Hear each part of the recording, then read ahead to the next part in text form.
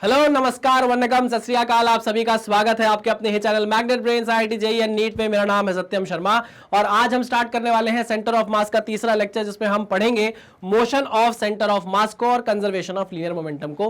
Conservation of linear momentum को हम Newton's laws of motion में देख चुके हैं, जब हमने सेकंड लॉ ऑफ मोशन पढ़ा था और वहां पर इसके क्वेश्चंस भी प्रैक्टिस कर चुके हैं। तो ये हमारे लिए क्विक रिव्यू वाला पॉइंट होगा। इसका रिव्यू लेकर हम आगे बढ़ जाएंगे। जिस पर हम डेडिकेटेड बात करने वाले हैं वो है मोशन ऑफ सेंटर ऑफ मास। ठीक है, तो इससे पहले कि हम लेक्चर को स्टार्ट करें, मैं आपको बता देना चाहता हूं कि आप अपनी पानी की बोतल, दिमाग, pen, paper, note, short notes, formula copies ये सब लेकर बैठें और लेक्चर में जैसे ही मैं आपको क्वेश्चन देता हूं, आप वीडियो को पॉज करें और क्वेश्चन को खुद सॉल्व करने की कोशिश करें। अगर आपसे क्वेश्चन बन जाते हैं तो इसका मतलब यह है कि लेक्चर बढ़िया चल रहा है, आपको सब कुछ समझ में आ रहा है। आप सभी एक ऐसे प्लेटफॉर्म पर आ गए हैं जो कंप्लीटली फ्री एजुकेशन प्रोवाइड करता है। फ्री का मतलब ये नहीं है कि कंटेंट से कॉम्प्रोमाइज किया गया हो। कंटेंट एकदम टॉप नॉच हम आपको प्रोवाइड करते हैं। ये बात तो मैं छाती ठोक कर बोल सकता हूं कि आप किसी से भी कंपेयर कर लीजिए, हमारा जो लेक्चर है, हमारा जो कंटेंट है वो आपको 20 ही मिलेगा, 19 तो बिल्कुल भी नहीं मिलेगा। तो चलिए बिना किसी देरी के लेक्चर को स्टार्ट करते हैं। देखते हैं वो मॉड्यूल जो मैग्नेट ब्रेन्स ने आपको प्रोवाइड किया हुआ है। यहाँ पर हम चाहते हैं, मैग्नेट ब्रेन्स चाहता है कि आपकी प्रिपरेशन जो नीट की है उसका बेस बहुत ज़्यादा स्ट्रांग हो जाए। उसके लिए अगर आपको टॉपिक वाइज वीडियोज़ लगते हैं तो वो हम आपको देते हैं। डीपीपीज हम आपको प्रोवाइड कराते हैं। डीपीपीज में आपको अगर कोई डाउट हो जाता है तो डीपीपी के वीडियो सोल्यूशन आपको प्रोवाइड किए जाते हैं। आपको चैप्टर वाइज एमसीक्यूज दिए जाते हैं, पीवाईक्यूज दिए जाते हैं, आपकी प्रैक्टिस कराई जाती है। आस्क योर डाउट आपके लिए अवेलेबल है।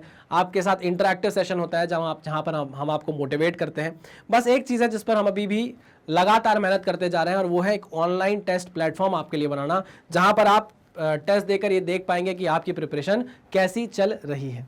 ठीक है ना, तो चलिए लेक्चर को स्टार्ट करते हैं। ये बात तो आपसे होती रहेगी, लेकिन लेक्चर को पूरा ध्यान से देखना बहुत ज्यादा इंपॉर्टेंट है। तो चलिए स्टार्ट करते हैं। Motion of the centre of मास। अभी तक हमने जो बात की उसमें हम centre of mass find out कर रहे थे, उसकी लोकेशन फाइंड आउट कर रहे थे, चाहे वो डिस्क्रीट सिस्टम ऑफ पार्टिकल्स के लिए हो या कंटिन्यूअस मास डिस्ट्रीब्यूशन के लिए हो, है ना। दोनों तरीके से हम सीख गए थे कि कैसे आपको सेंटर ऑफ मास की लोकेशन फाइंड आउट करनी है। अच्छा, आज हम पढ़ेंगे कि अब वो सेंटर ऑफ मास क्या करेगा, मोशन में आएगा। हो सकता है मोशन में आए, हो सकता है स्टेशनरी रहे, आपको पता करना होगा। तो consider the motion of system of n number of particles, individual masses जिसमें है m1 m2 m2 up to mn, and the total mass मिलकर क्या बनता है, capital M। It is assume that no mass enters और leaves the system during its motion so that m remains constant, m को constant रहना है। Then as we have seen, हमको पता है कि RCOM का फॉर्मूला क्या होगा। ये आपको पता है कि नहीं पता? सर ये तो हम रट गए हैं, हम रट लिए हैं सर इस चीज को। अब तो हमको बहुत अच्छे से पता है कि RCOM का फॉर्मूला ये है। अच्छा, सिंपल सी बात है, बिना किसी दिखावे के, कि अगर मैं क्या करूं, DRCOM एक बार डिफरेंशिएट कर दूं इसको विद रिस्पेक्ट टू DT, तो मुझे क्या मिलेगा, मुझे मिलेगा फॉर्मूला VCOM का। किसका? VCOM का फॉर्मूला आपको मिलने वाला है। वो क्या होगा, M1 V1 plus M2 V2 plus up to MN VN। आई बात समझ में? हाँ सर समझ में आ गई। Upon M1 plus M2 plus M3 up to MN। तो ये आपके पास फॉर्मूला आ गया किसका बेटा, VCOM का फॉर्मूला आ गया है। आप इसको भी क्या कर लेंगे, याद कर लेंगे। ठीक है, सिमिलरली अगर मैं इसको एक बार और डिफरेंशिएट करता हूं और बोलता हूं कि differentiation of VCOM with respect to DT आपको क्या देगा, तो आप बोलोगे हमको सेंटर ऑफ मास का क्या मिल जाएगा, एक्सेलरेशन मिल जाएगा। और उसका फॉर्मूला भी आपके सामने आ जाएगा भली भांति, M1 A1 vector plus M2 A2 vector plus up to MN AN vector divided by M1 plus M2 plus dot dot dot MN। आई बात समझ में? तो ये क्या आ गया भाई आपके पास, ACOM आ गया। क्लियर? हाँ सर एकदम क्लियर। चलिए बहुत बढ़िया। RCOM आपके पास है, आपके पास VCOM है, आपके पास ACOM है, आपके पास XCOM है, आपके पास YCOM है, आपके पास ZCOM भी है।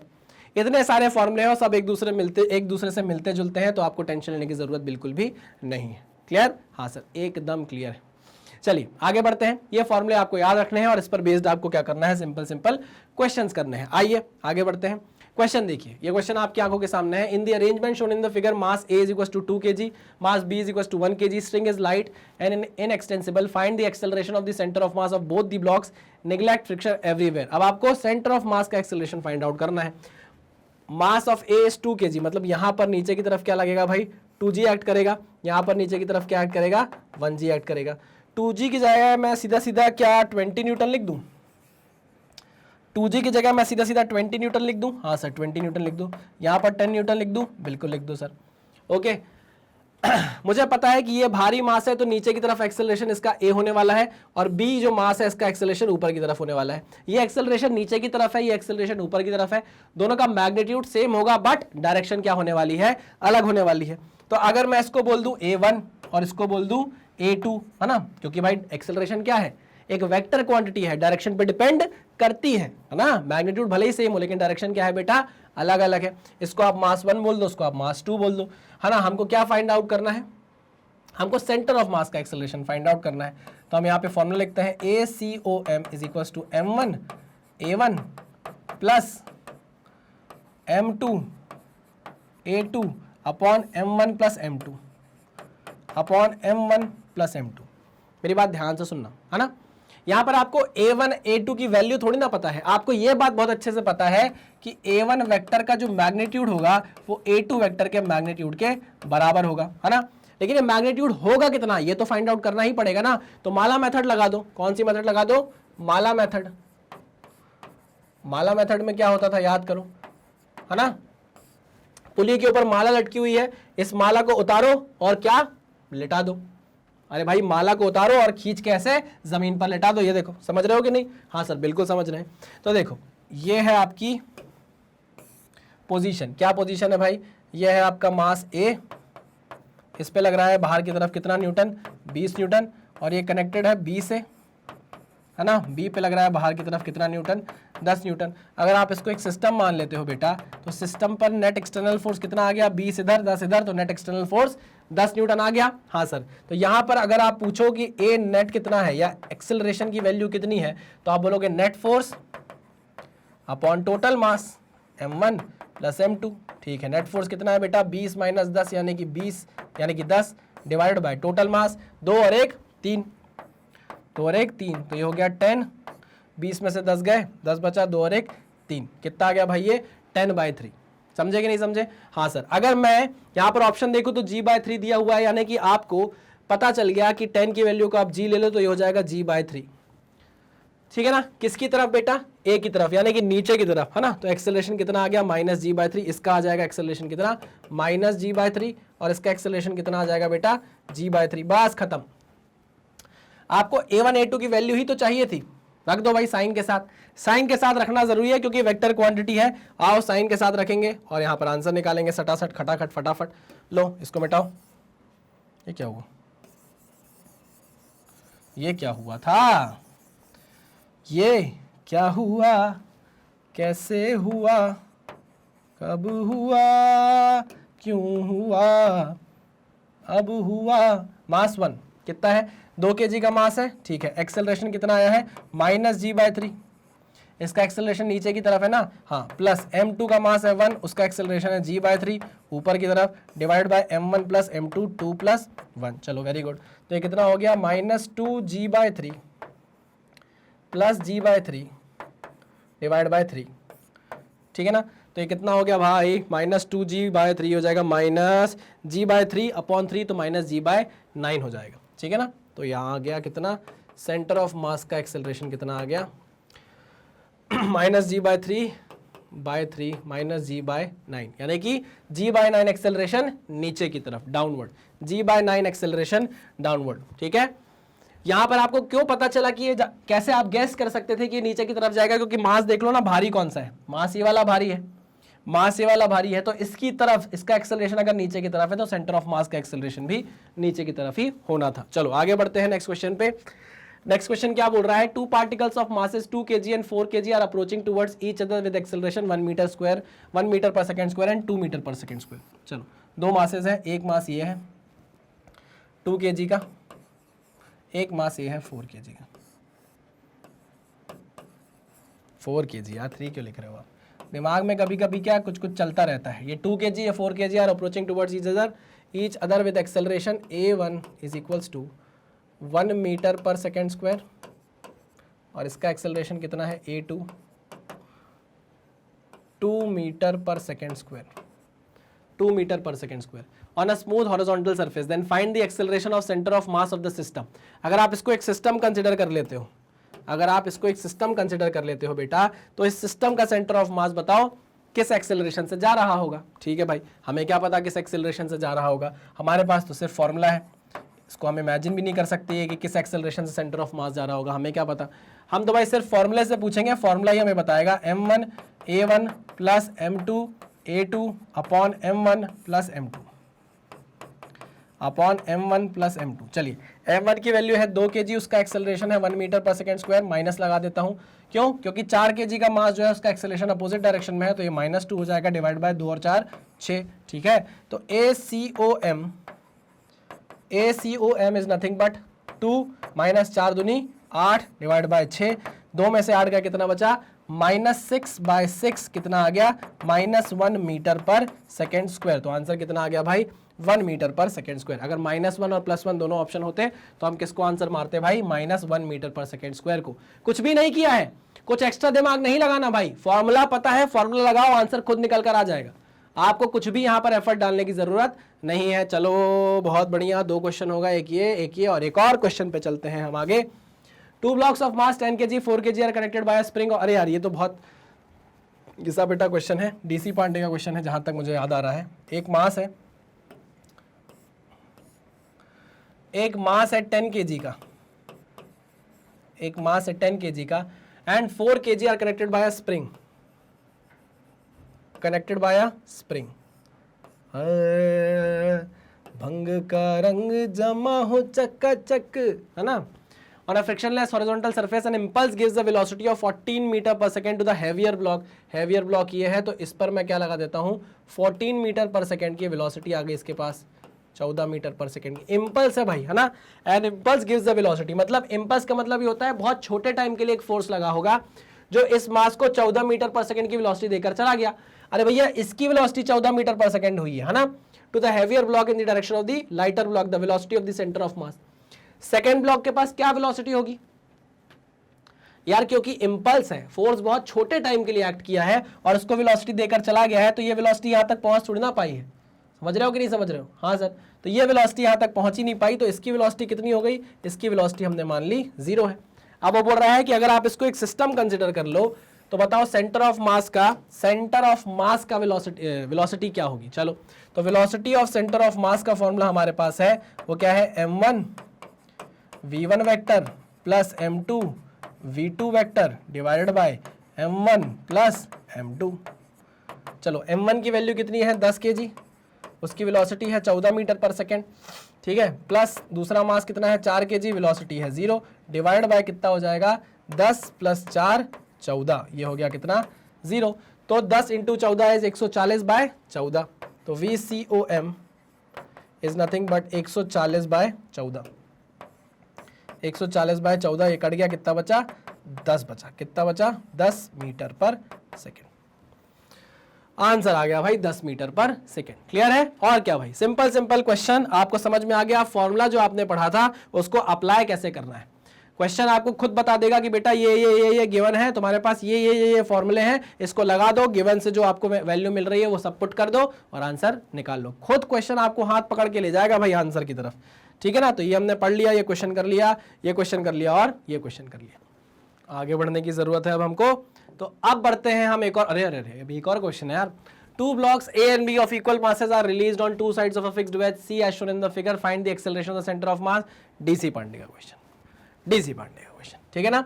45 डिग्री, सबको पता है कि यहां पर जो एक्सेलरेशन आएगा वो नीचे की तरफ आएगा, यहां पर जो एक्सेलरेशन आएगा वो नीचे की तरफ आएगा। बट क्या ये पता है कि कितना आएगा? क्या पता है यहाँ एक्सेलरेशन कितना आएगा? सर जी साइन थीटा आया करता था, तो ये कितना हो जाएगा? जी साइन 45, याद आया? अरे हाँ कि ना, यहाँ पर एक्सेलरेशन कितना होगा? जी साइन 45। ओके, इसको आप एक्सेलरेशन 2 बोल दो, इसको आप एक्सेलरेशन 1 बोल दो। क्या आपको इस बात से कोई दिक्कत है? नहीं सर, कोई दिक्कत नहीं, कोई परेशानी नहीं। ठीक है, मासेस आपको दिए हैं क्या? 2 blocks ए, अच्छा इक्वल मासेस बोल दिया है, ठीक है, तो कोई बात नहीं, कट जाएंगे फिर तो यहाँ पर हमको निकालना है एक्सेलरेशन ऑफ सेंटर ऑफ मास। तो फॉर्मूला क्या होगा? m1a1 प्लस m2a2, यहाँ पर वेक्टर साइन नहीं लगाऊं तो समझ जाना भाई वेक्टर है, ठीक है ना, divide by m1 plus m2 is equals to. अब यहाँ पर देखो, अगर m1 m2 की वैल्यू mm रख दूं तो ये क्या हो जाएगा? ma1 vector plus ma2 vector upon m1 plus m2 यानी कि ट्वाइस ऑफ m कट गया। ठीक, अच्छा a1 ये तो अपन ने मैग्नीट्यूड लिखा हुआ है यार, g sin 45 g sin 45 है ना। अगर हम इसको ध्यान से देखें तो इसका एक कंपोनेंट यहाँ जाएगा, एक कंपोनेंट यहाँ जाएगा। ध्यान से देखो, एक कंपोनेंट ये हो जाएगा, ठीक है ना, एंगल 45 डिग्री ही होगा, और एक कंपोनेंट यहाँ हो जाएगा। तो g sin 45 ये हो जाएगा क्या, g sin 45 cos 45, ठीक, ये हो जाएगा g sin स्क्वायर 45। तो हम बोल सकते हैं कि a1 वेक्टर के फॉर्म में अगर आप लिखना है आपको, तो आप इस तरीके से लिखते हो, minus of g sin 45 into cos 45 कितना हो जाएगा, 1/√2 इंटू 1/√2 यानी कि g/2। माइनस क्यों लगाया मैंने, क्योंकि इस डायरेक्शन में है इसलिए आई कैप, यह है नीचे की तरफ तो माइनस जे कैप हो जाएगा। तो g sin स्क्वायर 45 इज 1/√2 का स्क्वायर यानी कि 1/2, यह भी कितना हो जाएगा, g/2, लेकिन कहाँ, जे कैप नीचे के डायरेक्शन में, माइनस जे कैप कर दिया मैंने। सिमिलरली अगर आप देखोगे तो इसके भी दो कंपोनेंट बनने वाले हैं, एक कंपोनेंट ये बनेगा, एक कंपोनेंट ये बनेगा। आई बात समझ में? हाँ सर। तो यहाँ पर a2 वेक्टर फॉर्म में आप कैसे लिख सकते हो, a2 वेक्टर फॉर्म में आप लिख सकते हो उसको, ये हो जाएगा हमारा g sin 45, ये है 45, तो हो जाएगा, हाँ ठीक है वही बात, ये हो जाएगा g/2। अरे देखो ना, g sin 45 है, इसका एक कंपोनेंट कितना हो जाएगा, ये एंगल 45 है, ये एंगल भी 45 हो जाएगा, ये हो जाएगा g sin 45 cos 45 इस डायरेक्शन में, तो आई कैप पॉजिटिव ही रहेगा। नहीं आई बात समझ में? अरे इस डायरेक्शन में क्या हो जाएगा, g sin 45 का cos कंपोनेंट, तो cos 45 वही सेम चीज, लेकिन ये कहाँ है, प्लस x डायरेक्शन में है, तो प्लस आई कैप आएगा। समझे कि नहीं? 1/√2 इंटू 1/√2 इज 1/2, तो प्लस आई कैप हो गया, ठीक है ना। यहाँ पर नीचे की तरफ है, यहाँ पर क्या हो जाएगा, माइनस g/2 जे कैप। समझे कि नहीं समझे? तो आपने a2 वेक्टर को इस तरीके से लिख लिया, ठीक है। चलिए इसका एक कंपोनेंट क्या आ जाएगा, g sin स्क्वायर 45, नीचे की तरफ है तो माइनस जे कैप। तो a वेक्टर ही आ गया, a2 वेक्टर ही आ गया, यहाँ पर पुट कर दो। तो a वेक्टर, इसलिए तो वेक्टर लगाया था भाई, यहाँ पर आपको वेक्टर में रखनी है चीजें, ठीक है ना। m तो कट गया। a1 वेक्टर किसके बराबर है, माइनस g/2 आई कैप माइनस g/2 जे कैप प्लस a2 वेक्टर की वैल्यू कितनी है, g/2 I cap minus g/2 J cap divide by 2, है ना, डिवाइड बाय 2 है।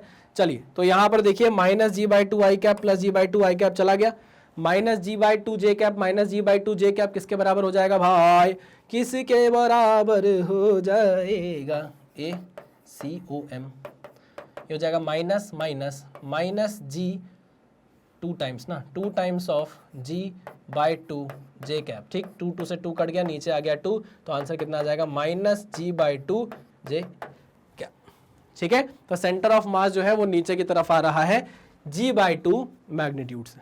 क्लियर? इस तरीके से आपको इन क्वेश्चन को सॉल्व करना है। अच्छा क्वेश्चन था, आपको डीसी पांडे भाई साहब ने, जो हमारे बहुत अच्छे आदरणीय हैं, उनने आपको एक क्वेश्चन अच्छे से सिखा दिया है। आगे बढ़ते हैं। Concept of stationary centre of mass, ये एक अच्छा कंसेप्ट है, आओ जरा इसके बारे में बात करते हैं। Concept of stationary centre of mass. अब क्या होगा, आपको ऐसा बोल देगा, देखो अभी तक तो हम ये पढ़ते थे कि एक मास m1 है ना, इससे d डिस्टेंस पर एक दूसरा मास m2 रखा हुआ है, ऐसा रखते थे, है ना, बोलते थे कि नहीं। हमसे पूछा जाता था कि बताओ centre of mass find out करो कि यहां से कितनी दूर सेंटर ऑफ मास होगा, है ना, कितनी दूर, मान लीजिए x डिस्टेंस दूर सेंटर ऑफ मास है, तो हम फाइंड आउट करते थे x की वैल्यू क्या होती थी, क्योंकि हम m1 मास से देख रहे हैं तो ऊपर क्या आएगा, m2 into total distance d upon m1 plus m2। याद है कि नहीं? हाँ सर बिल्कुल सही। और अगर यहाँ से दूरी y है तो y की वैल्यू आप कैसे निकालते थे, y की वैल्यू होती थी m1 into D upon m1 plus m2। मानते हो या नहीं मानते, मुझे बताओ ना प्लीज, मानते हो कि नहीं मानते?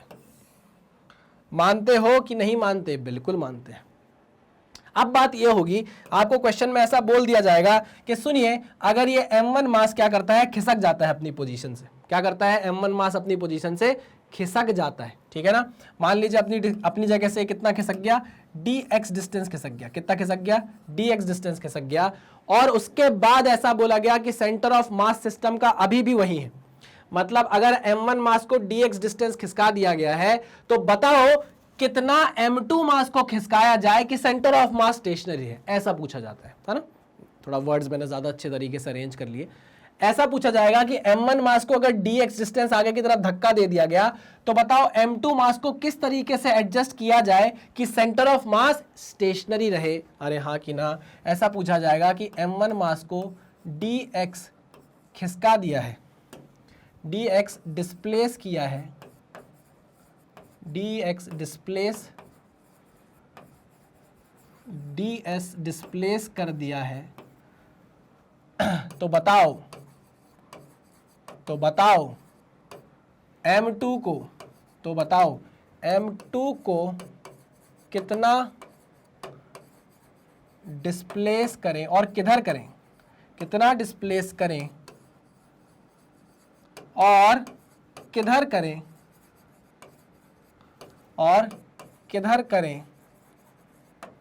so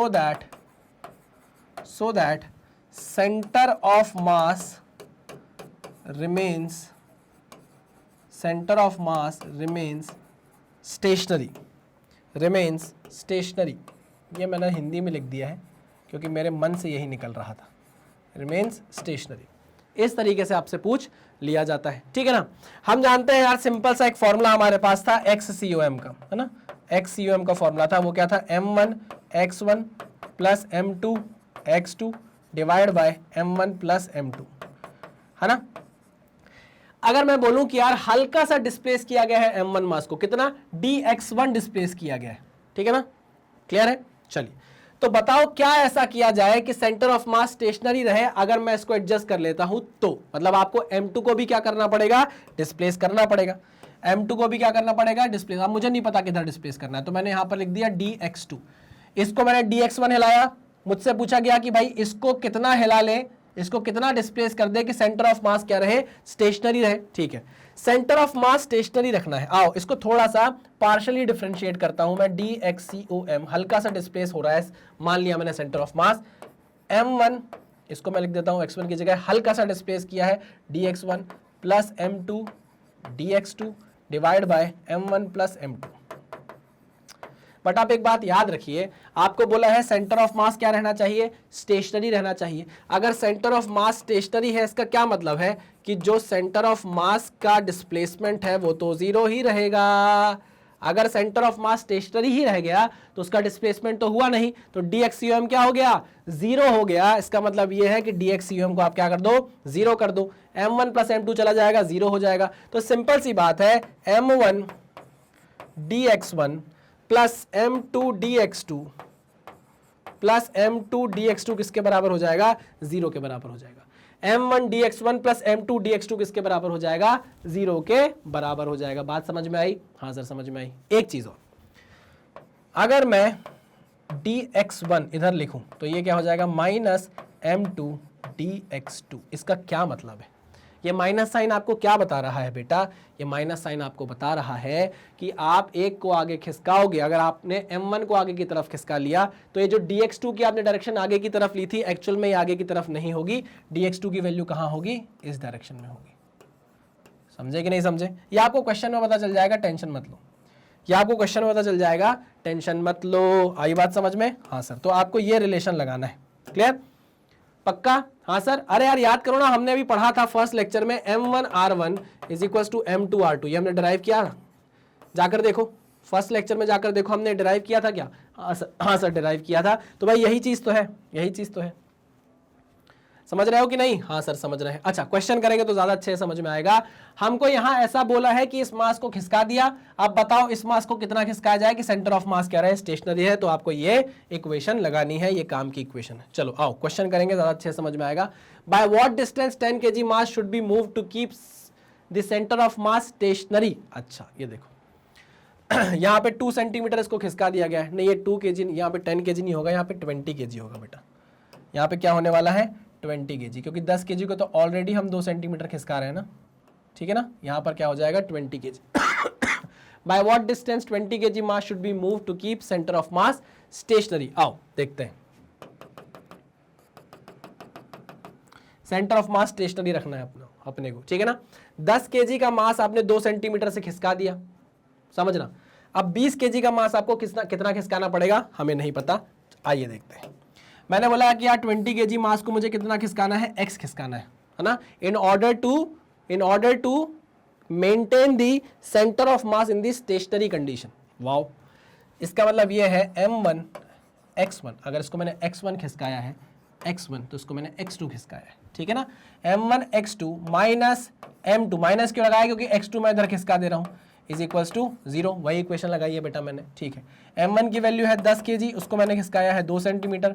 m2 की वैल्यू है 20 kg, उसको मैंने खिसकाया है x2 इज इक्वल्स टू 0, तो हो जाएगा 10 into 2 is equals to 20 into x2, तो x2 की वैल्यू कितनी आ जाएगी, 20 डिवाइड बाय 20, काट दिया कितना आ गया, 1 आ गया, 1 सेंटीमीटर। और पॉजिटिव आया है, इसका मतलब यह है कि आपने डायरेक्शन बिल्कुल सही ली है, तो x2 की वैल्यू कितनी आ गई, 1 सेंटीमीटर। अगर आप इसको 1 सेंटीमीटर खिसका दोगे तो आपका सेंटर ऑफ मास स्टेशनरी रह जाएगा, है ना, सेंटर ऑफ मास स्टेशनरी रहेगा, स्टेशनरी रहेगा, समझे। हाँ सर समझ गए, दर्द हो रहा है पता नहीं क्यों। नेक्स्ट क्वेश्चन क्या है, consider a system of two particles having masses m1 and m2 if the particle of mass m1 is pushed towards the center of mass of the particles through a distance d, by what distance would the particle of m2 move so as to keep the center of mass stationary। Low m1 मास है ना, m1 मास को खिसका दिया है कितना, d distance खिसका दिया है। चलो ये दूसरा मास है m2 मास, वो बोल रहा है अब m2 मास को कितना खिसकाया जाए कि भाई सेंटर ऑफ मास स्टेशनरी है, मैंने बोला भाई x खिसका दिया, ठीक। सेम वही इक्वेशन लगाओगे, m1d minus m2x is equals to 0, इसका मतलब ये है m1d is equals to m2x, है ना, तो हमसे x की वैल्यू पूछिए तो कितनी आ जाएगी, m1d by m2 is equals to x, तो वैल्यू कितनी आ गई, m1d upon m2, answer x की वैल्यू कितनी आ गई, m1d अपॉन m2। चलिए आगे बढ़े। अब एक केस है कि initially centre of mass is at rest and no external force acts on the system. देखो सिंपल सी बात है, इधर उधर की बात नहीं करूंगा मैं, काम की बात करूंगा सीधे। हमारे पास ACO, अरे इतना पतला पेन कैसे चल रहा है दादा, मुझे चाहिए पेन थोड़ा सा मोटा। हाँ चलो, तुम्हारे पास ACOM का फॉर्मूला है, ज़रा समझेंगे मैं क्या लिखना चाह रहा हूँ, क्या बताना चाह रहा हूँ। M1A1 plus M2A2 plus up to MNAN, ठीक, divided by M1 plus M2 plus dot dot dot MN। समझे? हाँ सर समझ गए। अच्छा ध्यान से सुनना, अगर मैं टोटल मास को यहाँ से जो M1 से लेके MN तक है, समझना, इसको इधर ले जाता हूँ, है ना, तो क्या हो जाएगा, इसको मैं बोल देता हूँ यार टोटल मास कैपिटल M, है ना, पूरी बॉडी का मास, है ना, कैपिटल मास M। इसको इधर ले जाता हूँ तो ये कुछ ऐसा बन जाएगा क्या, capital ACOM is equal to M1A1 plus M2A2 plus dot dot dot MNAN। समझ रहे हो कि नहीं समझ रहे हो? अरे हाँ कि ना? हाँ सर बिल्कुल समझ रहे हैं। अच्छा ये क्या है, इस क्वांटिटी को क्या बोलते हो आप? सर इसको हम बोलते हैं force. Okay okay okay okay okay, ये कौन सा फोर्स है बेटा, अभी एक डायग्राम बनाऊंगा आपको समझ में आ जाएगा। ये नेट फोर्स है जो क्या लग रहा है, एक्सटर्नली किस पे लग रहा है, सिस्टम पे लग रहा है। क्या ये वो नेट फोर्स है जो एक्सटर्नली क्या लग रहा है, सिस्टम पे लग रहा है। ये M1A1 क्या है, ये सब के सब बेटा इंटरनल फोर्सेज हैं, नहीं ये सब के सब क्या है बेटा, इंटरनल फोर्सेज हैं। हाँ ठीक है सर, मतलब अगर आप डायग्राम से इसको देखो तो अगर आपके पास कोई एक बॉडी है ना, तो छोटे छोटे से मास आपने M1 ले लिया, उसका एक्सेलरेशन भैया A1 है ना, ये छोटा मास आपने M2 ले लिया, उसका एक्सेलरेशन A2 है, समझे। ऐसे आपने एक मास MN ले लिया, उसका एक्सेलरेशन मान लीजिए यहाँ कहीं AN है ना। ऑब्वियस सी बात है कि एक्सेलरेशन जिस डायरेक्शन में है उस डायरेक्शन में पक्की बात है कि फोर्स लगा होगा। क्या लगा होगा, फोर्स लगा होगा। ठीक है सर, ये F2 हो गया है ना, ये क्या हो गया, FN हो गया। मानते हो कि नहीं मानते? हाँ सर बिल्कुल मानते हैं। ठीक, यहां पर जो सारी चीजें आपको इंटरनली दिख रही है, ये एक्चुअल में इसलिए हुआ होगा कि जो नेट रिजल्टेंट एक्सटर्नल फोर्स है वो लग रहा होगा। आई मेरी बात समझ में, है ना, समझ रहे हो कि नहीं? तो जो नेट एक्सटर्नल फोर्स सिस्टम पे लग रहा है वो और किसी चीज के बराबर नहीं है, F1 F2 F3 up to FN के बराबर है। समझना मेरी बात? Okay sir, okay. इसी चीज से हम बहुत सारी चीजें क्या कर लेंगे, कैश कर लेंगे। देखो अगर हमको बोला जाए इफ क्या, if initially centre of mass is at rest, मेरी बात समझना ध्यान से। अगर सेंटर ऑफ मास रेस्ट पर है तो ये सारी बातें क्या होने वाली है, या no external force acts on the system की बात अगर हम करते हैं, दो चीजें अलग अलग है बेटा। देखो, if initially centre of mass is at rest एक बात हो गई है ना, और no external force acts on the system एक बात हो गई। तो हम पहले बात करते हैं no external force acts on the system. अगर एक्सटर्नल फोर्स कोई भी नहीं लग रहा बॉडी पर, तो क्या हम बोल सकते हैं कि नेट फोर्स क्या हो जाएगा, नेट एक्सटर्नल फोर्स क्या हो जाएगा, जीरो हो जाएगा। आई बात समझ में? नेट एक्सटर्नल फोर्स क्या हो जाएगा, जीरो हो जाएगा। अगर ये net external force on the system zero हो गया तो आप ऐसा बोल सकते हो क्या कि zero is equals to F1 plus F2 plus F3 dot dot dot dot dot plus Fn, ये हो जाएगा। बात समझे या नहीं समझे? हाँ सर समझ गए। अच्छा, इसका क्या मतलब है, मुझे इस स्टेटमेंट का मतलब बता दो, बताओ। इसका मतलब यह हुआ कि अगर किसी सिस्टम पर नेट एक्सटर्नल फोर्स जीरो है तो इसका मतलब यह नहीं है कि उस सिस्टम के अंदर जो इंटरनल फोर्स लग रहे होंगे वो भी जीरो हो जाएंगे। वो एक्ट कर सकते हैं बेटा, वो एक्ट कर सकते हैं, वो इस तरीके से एक्ट करेंगे अंदर कि उनका जो वेक्टर सम होगा वो किसके बराबर हो जाएगा, जीरो के बराबर हो जाएगा। इस स्टेटमेंट से हम ये बात बहुत अच्छे से समझ गए हैं। क्या फिर से रिपीट करूं? हाँ सर फिर से रिपीट करिए। मैं ये बोल रहा हूं, if net external force is zero, it does not mean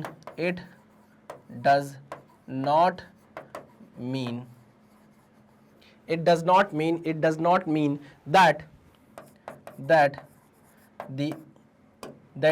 the force on the individual particle is zero. Force on the individual particle is zero. Force on the individual particle is zero. Particle is zero. Internal forces act कर सकते हैं particle पर, but उनका जो vector sum होगा वो इस तरीके से होगा कि उनका नेट रिजल्ट कितना निकल कर आए, जीरो निकल कर आए। पक्की बात? अरे भाई ऐसा समझ लो कि अगर एक बॉडी को दूसरी बॉडी अपनी तरफ अट्रैक्ट कर रही है, मान लीजिए एक बॉडी है ये M1, ये दूसरी बॉडी है M2, है ना, इस पर ग्रेविटेशनल फोर्स लगाया, 2 ने 1 पर लगाया और इसने 1 ने 2 पर लगाया, है ना, ये दोनों इक्वल एंड अपोजिट है। अगर आप इनको एक सिस्टम मान लेते हो बेटा, सिस्टम मान लेते हो, तो आप बोलोगे भैया net external force on the system कितना है, जीरो है। बट क्या अंदर कोई फोर्स नहीं लग रहा? बिल्कुल लग रहा है। वो एक दूसरे को कैंसिल आउट करके भले ही जीरो हो जा रहे हो, भले ही जीरो हो जा रहे हो, बट इसका मतलब ये तो नहीं है कि एक्ट ही नहीं कर रहा इंटरनल फोर्स, एक्ट कर रहा है बेटा। आई मेरी बात समझ में? हाँ सर बिल्कुल समझ में आई। क्लियर? अच्छा एक और इंपॉर्टेंट बात है, चलो 2 पॉइंट के बाद आपको वो बात बताऊंगा। ये बात आपको समझ में आई कि अगर किसी सिस्टम पर नेट एक्सटर्नल फोर्स जीरो है तो इसका मतलब ये नहीं है कि सिस्टम के अंदर इंटरनल फोर्सेस क्या हो गए होंगे, जीरो हो गए होंगे, है ना। इंडिविजुअल पार्टिकल पर फोर्स लग सकता है, उन सारे इंडिविजुअल पार्टिकल पर लगने वाले फोर्सेस का जब आप वेक्टर सम करोगे तो उसकी वैल्यू क्या आ जाएगी, जीरो आ जाएगी। ये बात बोली गई है, समझ में आया या नहीं समझ में आया? अगर आ गया है तो वेल एंड गुड, नहीं आया है तो आपका कुछ भी लॉस नहीं होगा एज सच, ठीक है ना। काम की चीज मैं आपको वैसे भी समझा दूंगा, वो मुझे पता है कि आपको वो चीज कैसे समझानी है। अब देखो, मैं अगर बोल रहा हूं कि मैं बोल रहा हूं कि नेट एक्सटर्नल फोर्स क्या हो गया है, जीरो हो गया है, मैं ये बोल रहा हूं, ठीक है। मैं बोल रहा हूं कि नेट एक्सटर्नल फोर्स क्या हो गया है, जीरो हो गया है, नेट एक्सटर्नल फोर्स जीरो हो गया है, ठीक, नेट फोर्स जीरो हो गया। इसका क्या मतलब है बताओ, इसका क्या मतलब है? आप ही ने बोला कि जो F नेट होता है वो क्या होता है, M इंटू ACOM। तो अगर F नेट जीरो हो गया है तो ऑब्वियस सी बात है कि ACOM क्या हो गया होगा, जीरो हो गया होगा। आई बात समझ में? हाँ सर। तो अगर ACOM जीरो हो गया तो इसका मतलब ये है कि आप इसको इस तरीके से लिखते हो, ये जीरो हो गया, ये जीरो हो गया, तो आप इसको लिख दोगे M1 A1 vector plus M2 A2 vector. अरे समझ रहे हो कि नहीं समझ रहे? अरे यार ACOM जीरो हो गया, ACOM जीरो हो गया, इसका क्या मतलब है? ऐसे समझो, उल्टे तरीके से समझते हैं।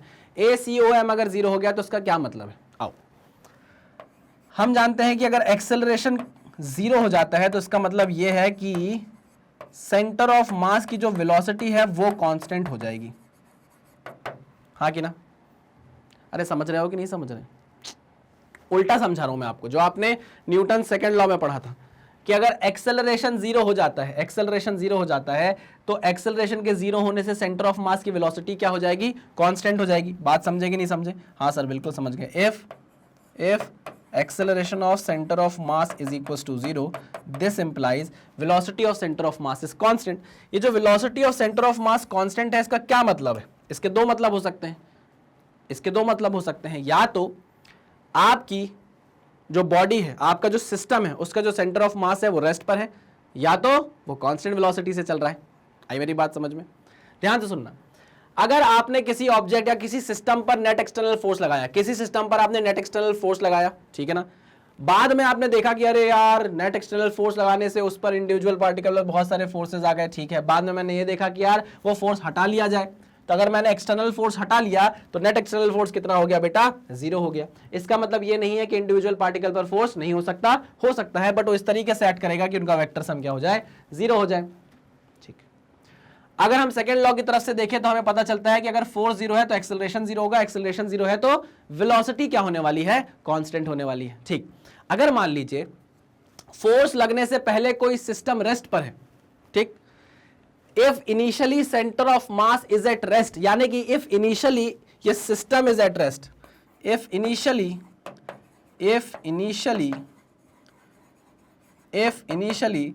the system is at rest, if initially the system is at rest, तो अगर सिस्टम रेस्ट पर है इनिशियली, तो इसका मतलब यह है कि सेंटर ऑफ मास की वेलोसिटी इनिशियली आई क्या है? 0 है। मेरी बात समझना, है ना? और आप ये बोल रहे हो कि अगर एक्सटर्नल फोर्स 0 है तो सेंटर ऑफ मास का एक्सेलरेशन 0 है, सेंटर ऑफ मास का एक्सेलरेशन 0 है, इसका मतलब velocity of centre of mass constant है। तो कांस्टेंट का मतलब ये हुआ कि इनिशियली जो वेलोसिटी थी फाइनली भी वही वेलोसिटी होगी। हाँ सर। तो इसका मतलब ये हुआ कि सेंटर ऑफ मास की वेलोसिटी फाइनली भी क्या हो जाएगी? 0 हो जाएगी। फाइनली भी क्या हो जाएगी? 0 हो जाएगी। मेरी बात समझे या नहीं समझे? समझ गए। मेरी बात समझे या नहीं समझ गए? समझ गए। सर कुल मिलाकर अगर किसी बॉडी पर एक्सेलरेशन 0 है तो जरूरी नहीं है एक्सटर्नल एक्सेलरेशन ACOM अगर 0 है तो इसका मतलब ये नहीं है कि इंडिविजुअल पार्टिकल के पास एक्सेलरेशन नहीं होगा, वो हो सकता है, ठीक है ना, क्योंकि इंडिविजुअल पार्टिकल पर फोर्स एग्जिस्ट कर सकता है तब भी जब external force on the system क्या हो जाए? 0 हो जाए, ठीक है।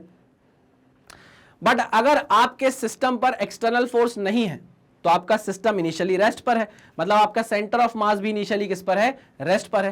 तो भाई उसकी वेलोसिटी फाइनली भी क्या होगी? सेंटर ऑफ मास की 0 ही रहने वाली है। क्यों रहने वाली है? बता चुका हूं, क्योंकि net external force on the system क्या है? 0 है। ठीक है, लिखा हुआ है no external force act on the system.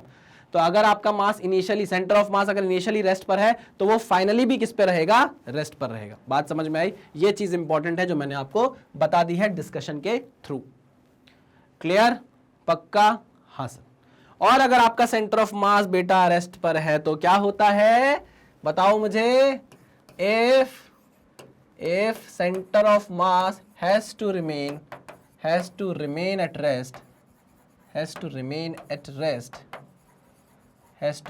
Rest, इसका क्या मतलब हुआ? बताओ मुझे। कि उसका कोई डिस्प्लेसमेंट नहीं होगा। No displacement of centre of mass, no displacement of centre of mass, no displacement of centre of mass. इसका क्या मतलब हुआ? तो यार हमने एक बहुत ही प्यारा फॉर्मूला पढ़ा था, याद करो, m1 dx1 plus m2 dx2 is equals to 0। बस आपको ये लगा देना है और अपना काम चला लेना है। समझे कि नहीं समझे? हाँ। तो पिछले वाली स्लाइड से लेकर मैं आपको इस स्लाइड तक आया हूं, ये वाली स्लाइड तक मुझे पहुंचना था, इसलिए मैंने आपको इतना सब कुछ समझाया है। कुल मिलाकर अगर external force 0, if external force 0, इसका मतलब ये हुआ सेंटर ऑफ मास का एक्सेलरेशन 0, इसका मतलब ये हुआ velocity of centre of mass क्या है? कांस्टेंट हो गई, है ना? इसका मतलब क्या है बेटा? Velocity of centre of mass constant. इसका मतलब ये भी हो सकता है कि मोशन हो रहा हो, मोशन, या फिर आपका सेंटर ऑफ मास किस पे रहेगा? रेस्ट पे रहेगा। दोनों केस हो सकते हैं, है ना?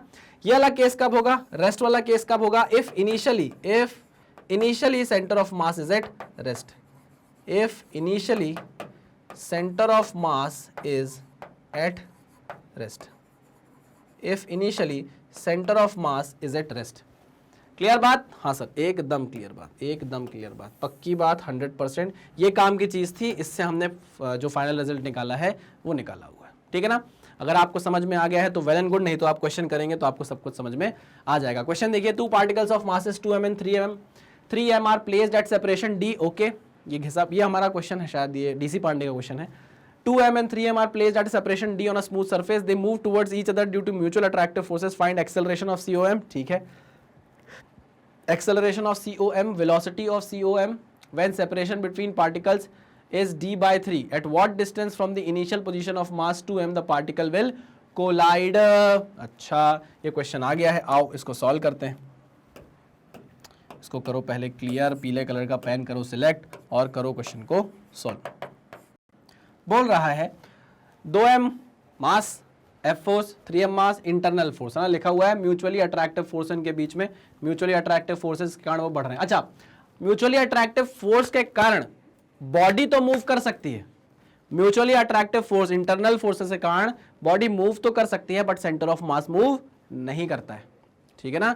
लिख दे रहा हूं मैं इस चीज को, due to internal forces, due to internal forces, due to internal forces body can move, body can move but center of mass does not, does not, center of mass does not, does not, does not। ठीक है, okay okay okay okay okay okay okay okay okay, चलिए चलिए चलिए चलिए चलिए।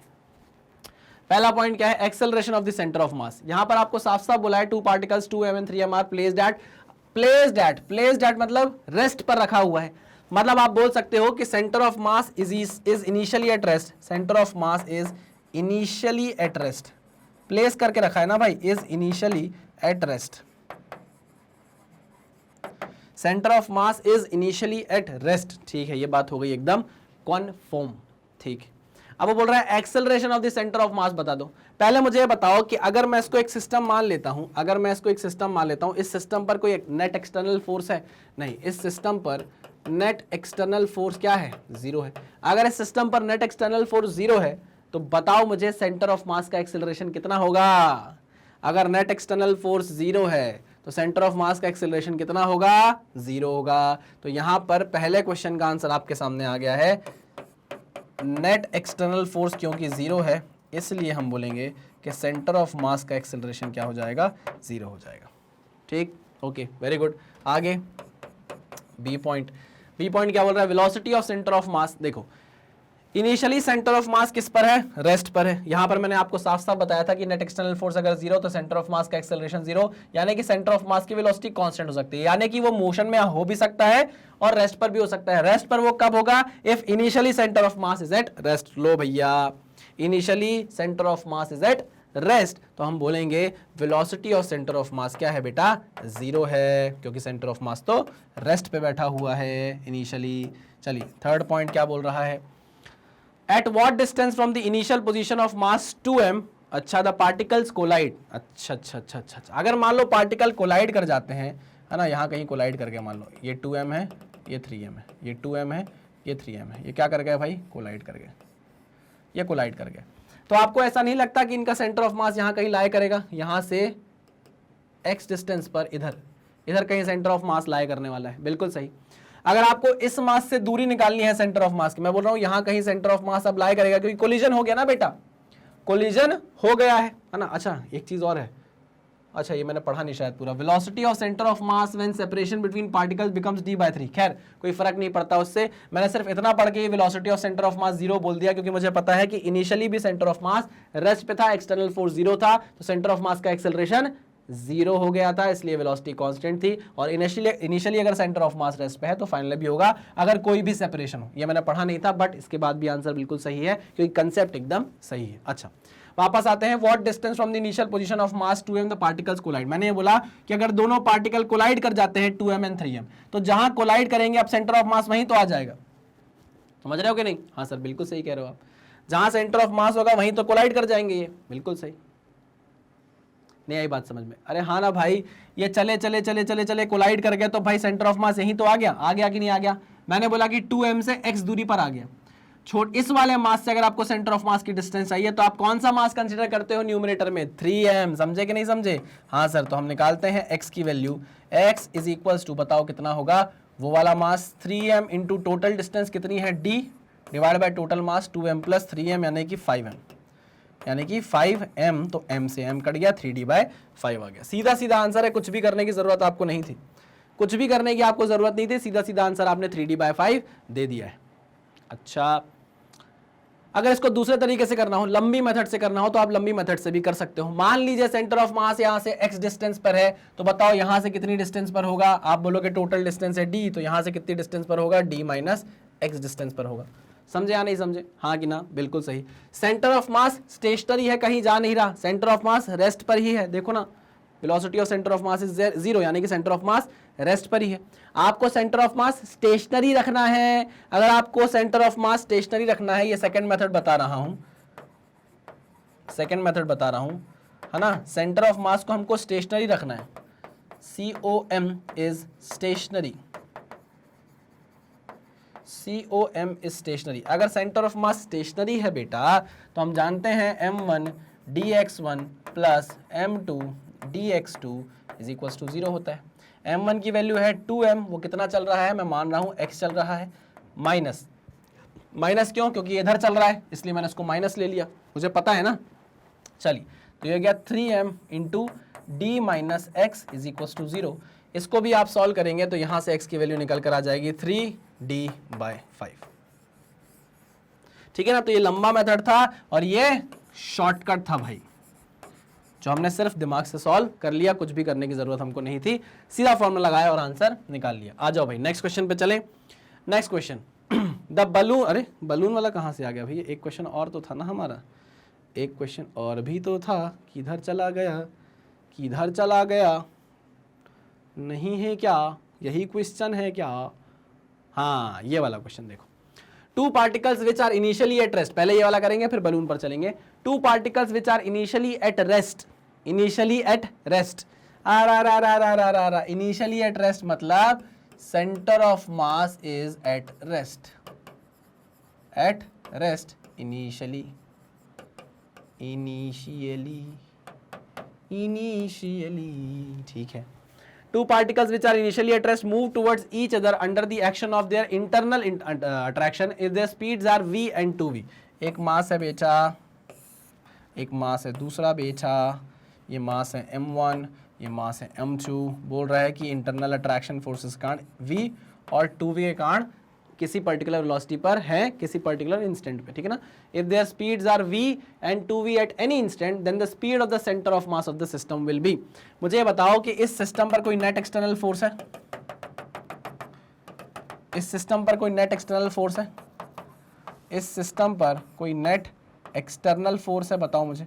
Net external force है 0। इस system पर अगर नेट एक्सटर्नल फोर्स 0 हो गया, इस सिस्टम पर अगर नेट एक्सटर्नल फोर्स 0 हो गया तो बताओ क्या होगा? ये देखो ना यार, ये देखो ना, अभी तो समझाया था। Net external force 0, centre of mass का acceleration 0, centre of mass constant हो जाएगा वेलोसिटी से। अगर मोशन में है तो मोशन में रहेगा, अगर मोशन में नहीं है तो रेस्ट पर रहेगा। तो वही तो हो रहा है ना बेटा, मैंने साफ साफ आपको यही बताया। इनिशियली रेस्ट पे था आपका सेंटर ऑफ मास, ये देखो एफ नेट 0 हो गया, इसका मतलब ये है कि सेंटर ऑफ मास का एक्सेलरेशन क्या हो गया? 0 हो गया। इसका मतलब ये है कि velocity of centre of mass क्या हो गई? कांस्टेंट हो गई। अच्छा, अगर आपका centre of mass is initially at rest तो फाइनली भी किस पे रहेगा? रेस्ट पे रहेगा। तो आंसर क्या आ जाएगा? 0 वेलोसिटी। सेंटर ऑफ मास की वेलोसिटी कितनी आ जाएगी? 0 आ जाएगी। चलिए आगे बढ़े, आगे बढ़ते हैं। एक क्वेश्चन एक और देख लो उसी कंसेप्ट का, फिर हम जाएंगे बलून वाले क्वेश्चन पे। Two spherical bodies of mass m and 5m are, अच्छा टू स्फेरिकल बॉडीज है भैया, एक का मास m है, एक का मास 5m है, रेडियाई आपको r और 2r दिया है। अच्छा, रेडियाई आपको r और 2r दिया हुआ है। अच्छा अच्छा अच्छा अच्छा, रेडियाई आपको r और 2r दिया हुआ है, ठीक है। ए, क्या हो गया ये? आ जाओ, आ जाओ, आ जाओ, आ जाओ आ जाओ आ जाओ। ओ इसकी रेडियस आपको दी हुई है r और इसकी रेडियस आपको दी हुई है 2r, ठीक है ना। चलो इस तरीके से लिख लेते हैं, ज़्यादा अच्छे से समझ में आएगा हमको। ये रेडियस है r और ये रेडियस है 2r।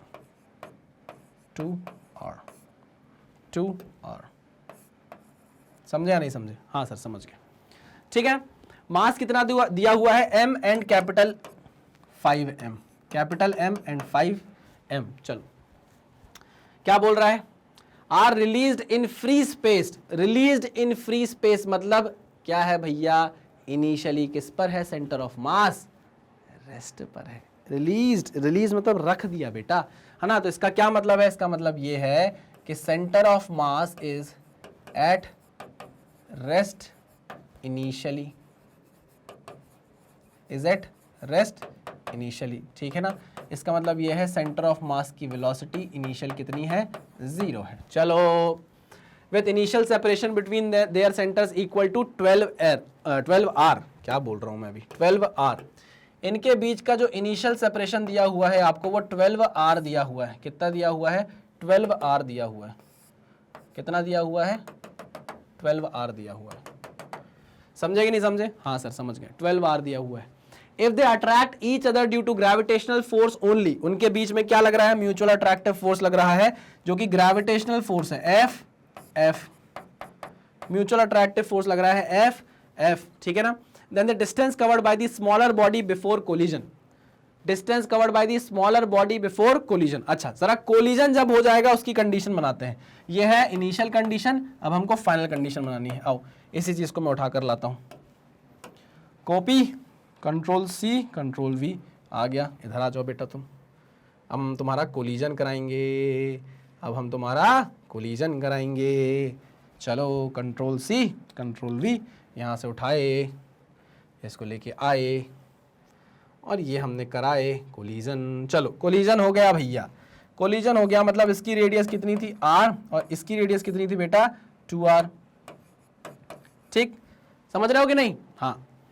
इनिशियल जो इनके बीच का सेपरेशन था बेटा वो 12r था, ठीक है ना। अब कोलिजन हो चुका है, फाइनल कंडीशन ये है। अब मुझे बताओ सेंटर ऑफ मास के बीच की दूरी कितनी है बेटा? बताओ सेंटर ऑफ मास की दूरी कितनी है? कितनी दूरी है बताओ? 3r है। हाँ सर बिल्कुल सही कहा आपने, बिल्कुल सही कहा, ठीक है। अब देखना, समझना कहानी यहाँ पे। यहां से मान लो ये x डिस्टेंस चला होगा, है ना। जब कोलिजन हुआ है इनका तो कोलिजन मान लो ये x डिस्टेंस चला होगा, उसके बाद हुआ होगा। समझना मेरी बात। अगर कोलिजन हुआ है तो इसका मतलब ये है ये भी कुछ चला होगा, ये भी कुछ चला होगा, ठीक है। ये कितना चला? मान लिया मैंने x डिस्टेंस चला, जिसके कारण कोलिजन हो गया। तो मुझे ये बताओ कि ये बड़ा वाला जो स्फीयर है ये कितना चला होगा? Sir simple, 12r minus x, 12r minus x. यहां हो जाएगी बेटा आपकी सारी की सारी सोच गलत। अगर आप लिखते हो 12r माइनस एक्स तो ये हो जाएगा गलत। क्यों गलत हो जाएगा भाई? ये तब होता जब ये 12r पूरी डिस्टेंस चल लेता और सेंटर ऑफ मास का कोलिजन सेंटर ऑफ मास से हो जाता। ये पॉइंट इस पॉइंट से टकरा जाता, ये पॉइंट 1 पॉइंट 2 पॉइंट से पूरा का पूरा टकरा जाता। तब हम बोलते कि भाई ये x डिस्टेंस चला तो ये 12r माइनस एक्स डिस्टेंस चला। बट एक्चुअल में कोलिजन कब कहलाता है? जब दोनों के सरफेसेस, देख रहे हो, जब दोनों के सरफेसेस क्या कर जाए? टकरा जाए। अभी भी आप देखो 1 पॉइंट और 2 पॉइंट का है, टकराए हैं क्या? नहीं है, तो अभी भी दूरी है, दूर है। मतलब 3r की डिस्टेंस इनके बीच में अभी भी बची हुई है।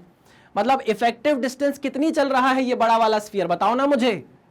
अगर ये x चल रहा है तो क्या ये 12r माइनस एक्स चल रहा है? नहीं नहीं नहीं नहीं नहीं नहीं, 3r की डिस्टेंस तो इनके बीच में हमेशा बनी हुई है, कोलिजन के बाद भी बनी हुई है। देखो तो इफेक्टिव कितनी डिस्टेंस चला आपका बड़ा वाला स्फीयर? तो जो इफेक्टिव चला बेटा वो चला 9r माइनस एक्स। कैसे? 12r minus 3r is equal to 9r। समझे कि नहीं समझे? इफेक्टिव डिस्टेंस कितनी चला? 9r minus x. ये सही है बेटा, ये गलत है। Okay sir, okay okay okay okay okay okay, समझ में आ गया। अगर आपको ये समझ में आ गया तो बस आपका काम हो गया है खत्म। क्यों? यहां पर आप देखो इस पूरे सिस्टम पर नेट एक्सटर्नल फोर्स कितना है। अब काम की बात करते हैं, मतलब काम की बात तो हमने कर ली, अब वही बात करते हैं जो हमको आता है। ये काम की बात हमने कर ली भाई कि यहां पर 12r माइनस एक्स नहीं होगा, 9r माइनस एक्स होगा, ठीक है। अब मुझे बताओ कि इस सिस्टम पर कोई नेट एक्सटर्नल फोर्स है? नहीं सर, सिस्टम पर कोई नेट एक्सटर्नल फोर्स नहीं है। तो हम सबसे पहला पॉइंट लिखेंगे नेट एक्सटर्नल फोर्स 0। इसका मतलब यह है सेंटर ऑफ मास का एक्सेलरेशन 0। इसका मतलब यह है कि velocity of centre of mass क्या रहेगी? कांस्टेंट रहने वाली है। ठीक है ना? हाँ, अब ये चेक कर लो कि क्या सेंटर ऑफ मास की वेलोसिटी इनिशियली क्या थी? 0 थी क्या? हाँ सर, सेंटर ऑफ मास की वेलोसिटी इनिशियली 0 थी, यानी कि centre of mass initially rest पे था। तो फाइनली भी किस पे रहेगा? सेंटर ऑफ मास रेस्ट पे रहेगा। तो यहां पर हम लिख देते हैं centre of mass is finally at rest. Finally at rest. अगर centre of mass finally rest पर है तो ये स्टेशनरी सेंटर ऑफ मास की कंडीशन बनती है कि नहीं? स्टेशनरी सेंटर ऑफ मास की कंडीशन बनती है क्या? हाँ, छोटा वाला स्फीयर x आगे बढ़ रहा है, बड़ा वाला स्फीयर 9r माइनस x आगे बढ़ रहा है, 9r माइनस x बढ़ रहा है। बट सुनना मेरी बात, सेंटर ऑफ मास स्टेशनरी ही है। ओके, तो अगर सेंटर ऑफ मास स्टेशनरी है तो हमारे पास फॉर्मूला है m1 dx1 plus m2 dx2 is equals to 0। ठीक है ना? m1 मास है m, कितना डिस्टेंस चल रहा है? x।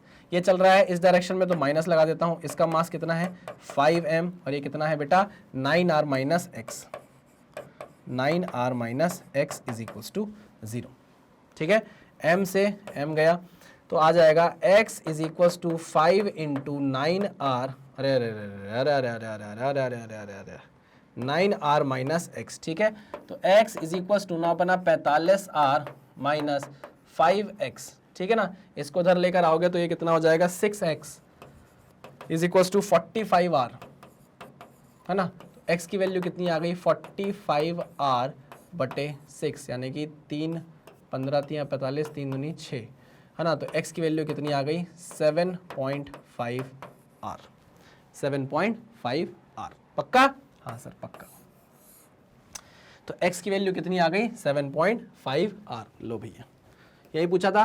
Then the distance covered by the smaller body before collision, distance covered by the smaller body थी x की वैल्यू आपने 7.5r निकाल दी है। बहुत बढ़िया, बहुत ही प्यारा। आगे बढ़ते हैं, बहुत ही न्यारा। अब हम चलते हैं अपने किस क्वेश्चन पर? उसी क्वेश्चन पर जो कि है हमारा मंकी वाला क्वेश्चन। बहुत ही प्यारा क्वेश्चन, इसमें आपका लगेगा थोड़ा सा कंसेप्ट, थोड़ा सा कंसेप्ट। आओ क्वेश्चन पढ़ते हैं। The balloon, the light rope and the monkey shown in the figure are at rest in the air, initially at rest. Initially at rest बोल दिया भैया, तो centre of mass is at rest initially. Centre of mass is at rest initially, साफ साफ बोलता है, hint वो खुद ही दे रहा है आपको। ठीक है ना? इसका क्या मतलब है? सेंटर ऑफ मास की वेलोसिटी इनिशियली क्या है? 0 है। ठीक है, if the monkey reaches the top of the rope, है ना? इनिशियली तो क्या था भाई? मंकी लटका हुआ था बलून से, दोनों रेस्ट पे थे। उसके बाद देखा आपने तो मंकी चढ़ा और कहां पर पहुंच गया? बलून के पास पहुंच गया। If the monkey reaches the top of the rope, यानी कि चढ़ गया और बलून के पास पहुंच गया, टॉप ऑफ द रोप चढ़ के। ठीक है, bye what distance does the balloon descend? Bye what distance does the balloon descend? आगे पढ़ेंगे। मास of the balloon is capital M, mass of the monkey is small m, and the length of the rope ascend by the monkey is capital L। ठीक, balloon का mass capital M, monkey का mass small m, and the length of the rope ascend by the monkey is L। देखो monkey जब चढ़ा रोप पकड़कर, यहां से देखना, जब मंकी चढ़ा रोप पकड़कर और रोप के एंड पे पहुंच गया तो मैंने मंकी से पूछा, मंकी बेटा कितना चढ़ गए?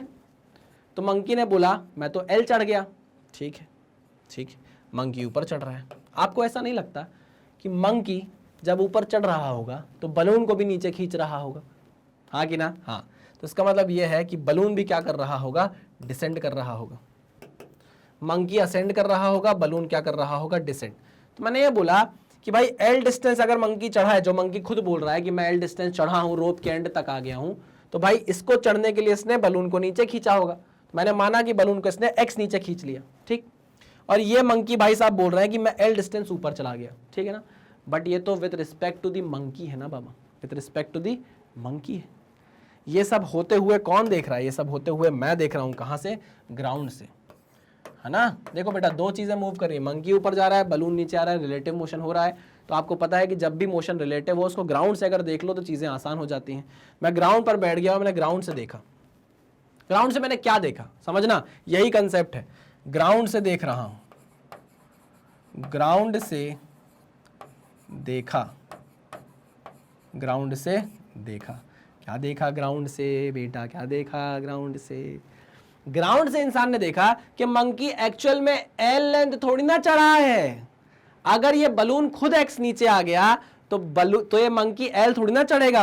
ये जो मंकी है ये तो मस्करी कर रहा है, ये जो चढ़ेगा एल से कम चढ़ेगा। नहीं, यही बात समझ।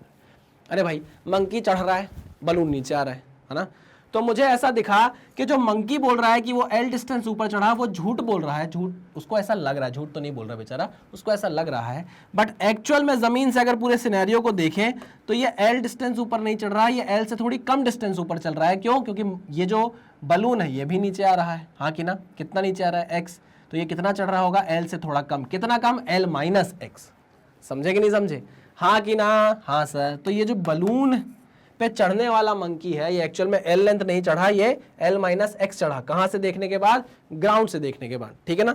तो ग्राउंड से देखने के बाद मुझे समझ में आया कि monkey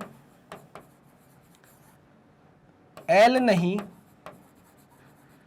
L minus x length ascend किया है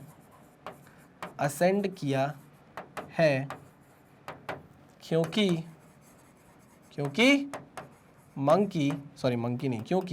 बलून भी तो नीचे आएगा, बलून एक्स डिसेंड किया है। Okay okay okay okay okay. अरे समझे कि नहीं समझे? भाई मंकी मुझसे बोल रहा है कि भाई मैं तो 1 मीटर चढ़ा।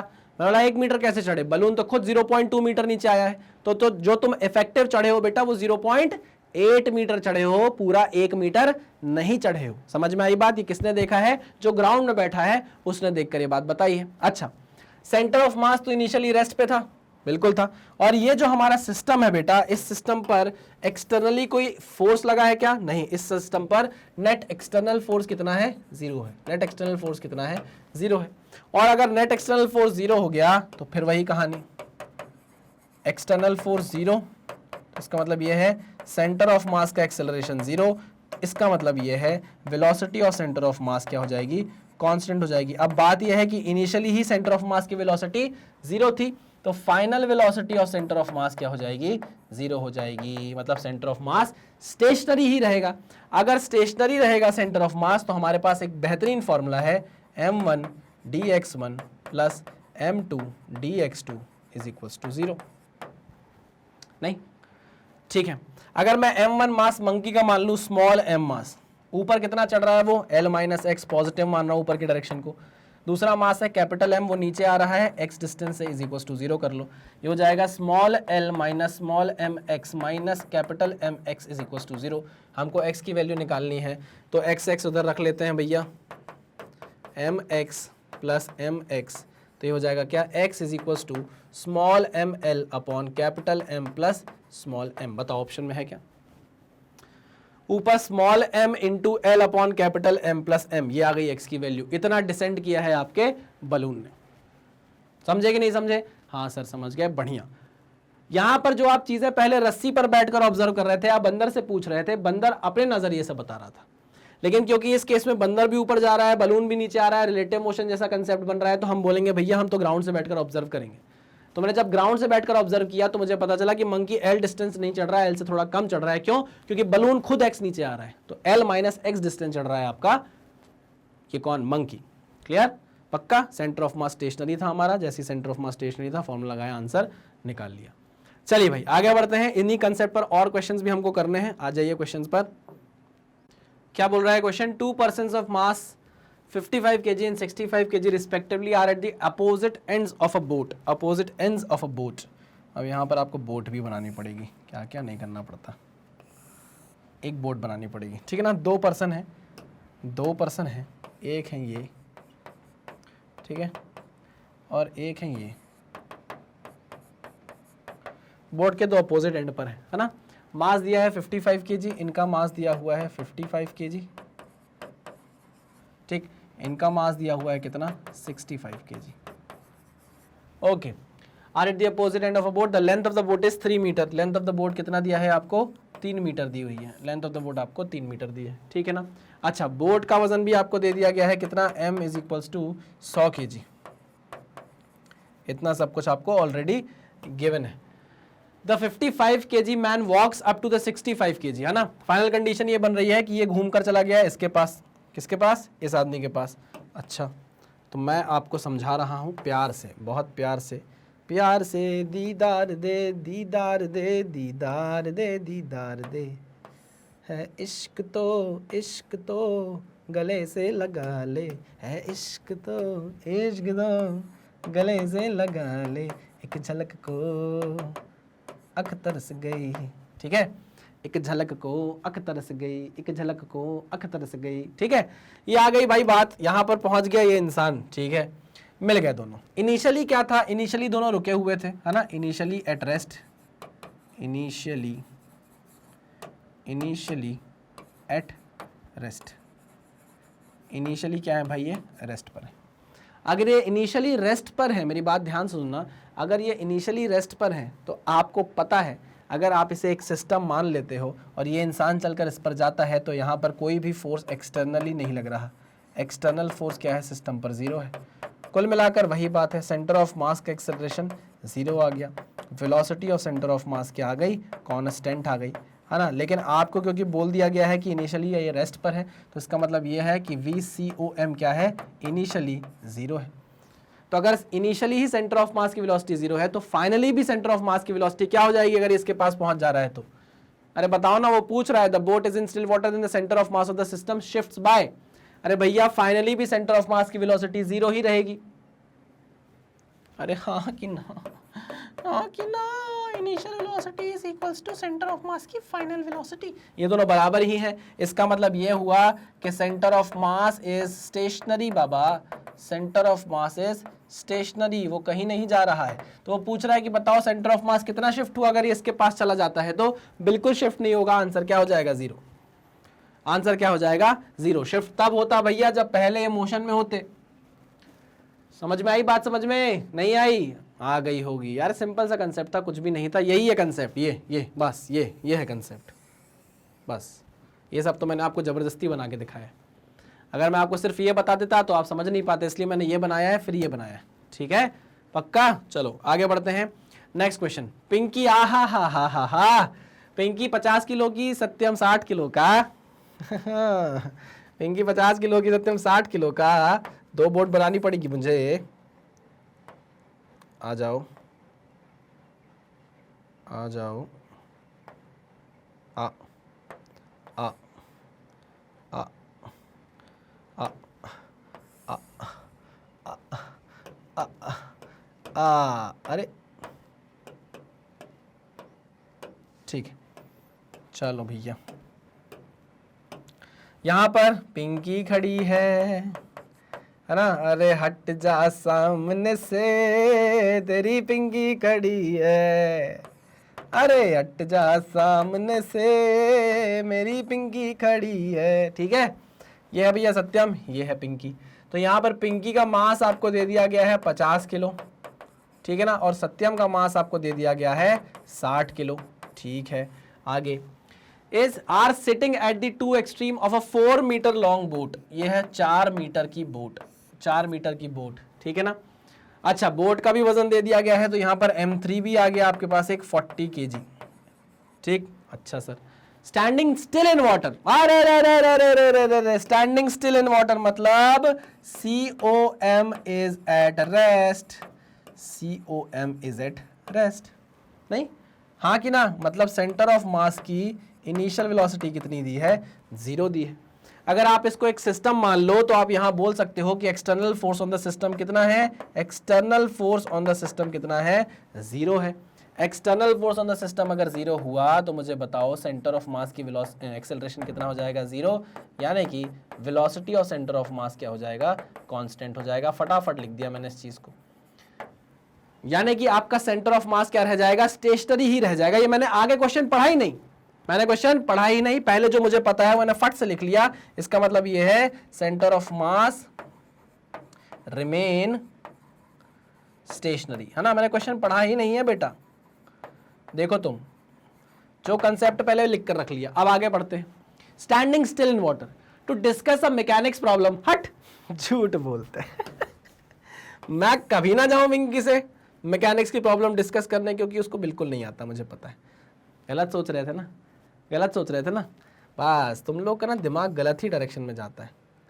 हाँ बढ़िया है, मैं इसलिए डिस्कस करने नहीं जाऊंगा उससे प्रॉब्लम, क्योंकि वो जो है उसको मैकेनिक्स नहीं बनती भैया, उसकी मैकेनिक्स नहीं थर्मल अच्छी है, इसलिए थर्मल की प्रॉब्लम होती है तो मैं डिस्कस कर लेता। ठीक है, क्या बोल रहा है, to discuss a mechanics problem they come to the middle of the boat. अच्छा अच्छा अच्छा अच्छा अच्छा अच्छा अच्छा अच्छा, they come to the middle of the boat, come to the middle of the boat. Pinky कहाँ आ गई भाई, मिडल ऑफ द बोट में आ गई। मैं भी कहाँ आ गया भाई, मिडल ऑफ द बोट में आ गया। ठीक है, हाँ सर ठीक है। बोट कितनी लंबी है भाई, बोट है 4 मीटर लंबी। ठीक है, तो अगर मिडल ऑफ द बोट में आ गए तो आपको ऐसा नहीं लगता कि यहां पर इसने 2 मीटर चल लिया होगा और मैंने भी कितना चल लिया होगा, 2 मीटर चल लिया होगा। मानते हो कि नहीं मानते? हाँ sir, middle of the boat में आए। अच्छा, if they come to the middle of the boat neglecting friction with water, how far does the boat move on the water during the process? अब यहां पर बेटा वो सेंटर ऑफ मास कितना shift हुआ इसकी बात नहीं कर रहा, वो पूछ रहा है how far does the boat move on the water during the process. अब बताओ बोट कितना मूव हुई होगी, जब तुम यहां से 2 मीटर चल लिए, तुम यहां से 2 मीटर चल के मिडिल में मिल लिए, तो भाई बोट कितना चली होगी अब ये बता दो। मैंने कहा पता नहीं बोट कितना चली होगी, मान लिया मैंने कि बोट चल गई x, बोट खिसक कर आगे चली गई x। ठीक, अब खुद सोचो, पिंकी भी चल रही है, मैं भी चल रहा हूं, बोट भी चल रही है, टफ, बहुत टफ। ये सारा का सारा मोशन मैं कहां से ऑब्जर्व कर लेता हूं भाई, जमीन से बैठकर ऑब्जर्व कर लेता हूं, ग्राउंड से, क्योंकि वहां से ज्यादा आसान होता है मेरे लिए मोशन को ऑब्जर्व करना। तो जब मैं ग्राउंड से ऑब्जर्व कर रहा हूं तो मुझे क्या दिख रहा है, आओ जरा बात करते हैं। जब मैं ग्राउंड से ऑब्जर्व कर रहा हूं तो मुझे दिख रहा है पिंकी कितना चली बेटा, बोट जा रही है आगे, पिंकी को मिडिल में मिलना था, सुनना मेरी बात, पिंकी को मिडिल में कहीं मिलना था, यहां कहीं मिलना था मान लो, है ना। अब बोट चली गई x आगे, तो ये पॉइंट तो बेटा बोट पर ही है, ये पॉइंट भी आगे चला गया कितना, x। मेरी बात समझे कि नहीं समझे? हाँ सर। तो पिंकी को 2 मीटर नहीं चलना पड़ा बेटा, 2 मीटर से थोड़ा ज्यादा चलना पड़ा, क्योंकि ये पॉइंट भी तो x आगे चला गया ना। अगर बोट x आगे खिसकी तो ये पॉइंट भी तो x आगे खिसकेगा, तो पिंकी को बेटा 2 नहीं चलना पड़ा, 2 से ज्यादा चलना पड़ा जब मैं जमीन से देख रहा हूं तब। ओके, तो Pinky covers 2 plus x distance to meet Satyam, to meet Satyam. आकी हाँ कि ना? हम सोचकर तो यही निकले थे कि बोट के सेंटर पर जा रहे हैं, बट बोट खुद आगे चल रही है बेटा, मैं चल रहा हूं और बोट खुद आगे चल रही है, तो मुझे जिस पॉइंट पर पहुंचना है वो भी थोड़ा आगे चला गया। कितना आगे चला गया? x आगे चला गया। ओके ठीक है, मुझे 2 मीटर चलकर आगे आना था सेंटर पे, लेकिन ये पॉइंट खुद x आगे आ गया मेरे पास। अरे भाई मुझे किसी पॉइंट पर जाना था, सुनो सुनो सुनो सुनो सुनो, ये बोट है, सुनना, ये मैं बोट पे खड़ा हुआ हूं, है ना, बोट ऐसे आगे जा रही है, ठीक, ये मैं हूं, है ना, बोट इधर आ रही है और मुझे मिड पॉइंट पर जाना है। तो मैं चलने लगा मिड पॉइंट पर जाने के लिए, अरे मिड पॉइंट तुम तो मेरे तरफ ही आ गए, मुझे पूरा 2 मीटर चलना ही नहीं पड़ा, तुम तो खुद x मेरी तरफ आ गए हो। आई मेरी बात समझ में? तो सत्यम कितना ट्रैवल कर रहा है बेटा, Satyam covers 2 minus x distance, 2 minus x distance to meet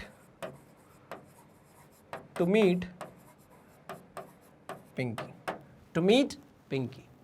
समझे कि नहीं समझे? तो ग्राउंड से बेटा ये सब हो रहा था। अच्छा एक बात और सुनो मेरी ध्यान से, क्या सेंटर ऑफ मास की वेलोसिटी इनिशियली 0 थी, है ना, एक्सटर्नल फोर्स सिस्टम पे कुछ है नहीं, तो इसका मतलब है यहां पर आप बोल सकते हो कि सेंटर ऑफ मास की जो फाइनल वेलोसिटी होगी वो भी क्या होगी, 0 होगी। मतलब सेंटर ऑफ मास तो स्टेशनरी ही है, आप बता चुके थे। समझे कि नहीं समझे?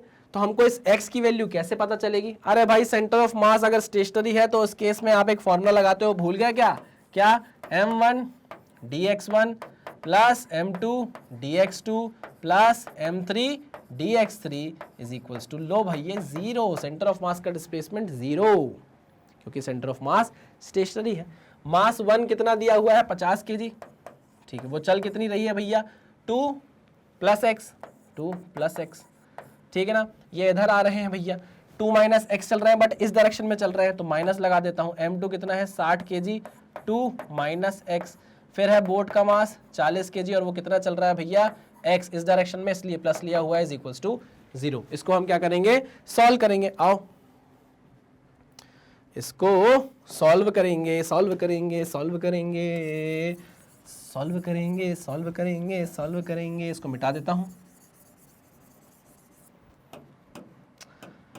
Delete delete delete delete delete delete delete delete delete delete delete delete. आ जाओ, ये हो जाएगा कितना 50 दूनी 100 प्लस 50x माइनस 120 हो जाएगा, माइनस माइनस प्लस 60x, अच्छा आगे 40x plus 40x is equal to 0।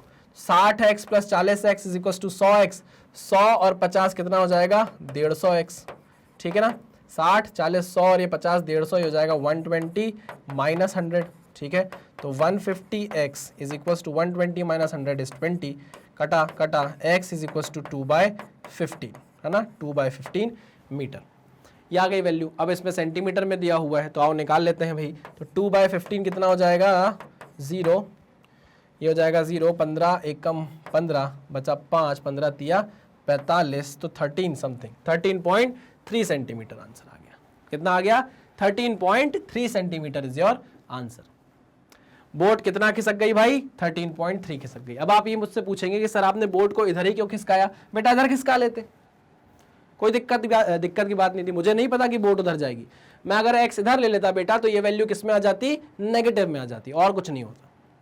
मैं x को इधर ले लेता तो ये कितना डिस्टेंस चलती पिंकी 2 माइनस एक्स, और मैं कितना चलता 2 प्लस एक्स, बस बात खत्म हो जाती है और कोई टेंशन वाली बात होती ही नहीं। फाइनल रिजल्ट आपको खुद बता देता कि आपने डायरेक्शन सही लिया है या नहीं लिया है। पक्का, आगे बढ़े, चलो आगे बढ़ते हैं। इसको नोट डाउन कर लो, इसको पहले लिखो पूरा और फिर इसको समझते हुए सॉल्व कर लो। चलिए आगे बढ़े।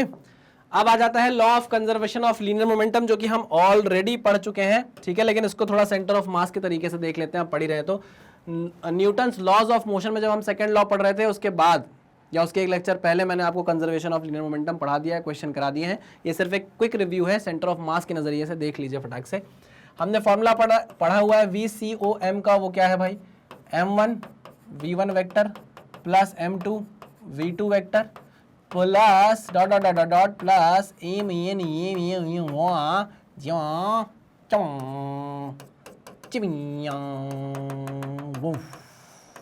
ठीक। इसको मैं क्या बोल देता हूँ भाई, कैपिटल M मास बोल देता हूँ। कैपिटल M मास को इधर जाके मल्टीप्लाई कर देता हूँ, है ना। समझ में आ गया होगा बहुत सारे बच्चों को। ये बन जाएगा MVCOM is equal to M1 V1 M2 V2 हाँ MN VN। समझ गया कि नहीं समझे, समझ गए। What is this, what is this, this is net momentum on the system, ठीक है। Net momentum of the system ये हो जाएगा P1 इंडिविजुअल पार्टिकल पर मोमेंटम, ठीक है ना, dot dot dot dot plus PN। अब हमको एक बात बहुत अच्छे से पता है, सॉरी, कि जब भी हम कंजर्वेशन ऑफ लीनियर मोमेंटम की बात करते हैं, है ना, जब भी हम कंजर्वेशन ऑफ लीनियर मोमेंटम की बात करेंगे, कंजर्वेशन ऑफ लीनियर मोमेंटम की बात करेंगे, हमको पता है कि जो नेट एक्सटर्नल फोर्स है बेटा वो क्या हो जाएगा, 0 हो जाएगा। सिस्टम पर नेट एक्सटर्नल फोर्स क्या हो जाएगा, 0 हो जाएगा। नेट एक्सटर्नल फोर्स अगर 0 हुआ तो सेंटर ऑफ मास की, अब तो ये रट गया होगा, क्यों, सेंटर ऑफ मास का एक्सेलरेशन 0, इसका मतलब ये है कि सेंटर ऑफ मास की वेलोसिटी क्या, कांस्टेंट नहीं, सेंटर ऑफ मास की वेलोसिटी कांस्टेंट। अगर सेंटर ऑफ मास की वेलोसिटी कांस्टेंट हो गई, ध्यान से सुनना मेरी बात, तो आप बोल सकते हो कि पी नेट जो था वो और कुछ नहीं था, वो था कैपिटल M इंटू VCOM, समझे कि नहीं। और VCOM तो आप बोल रहे हो कांस्टेंट हो गया है। अगर VCOM कांस्टेंट हो गया, मास तो ऑलरेडी कांस्टेंट है, तो हम बोलेंगे कि भैया नेट मोमेंटम क्या हो गया है, कांस्टेंट हो गया है। इसका मतलब ये है कि जो initial momentum on the system था, initial momentum of the system जो था वो final momentum of the system के बराबर हो जाएगा।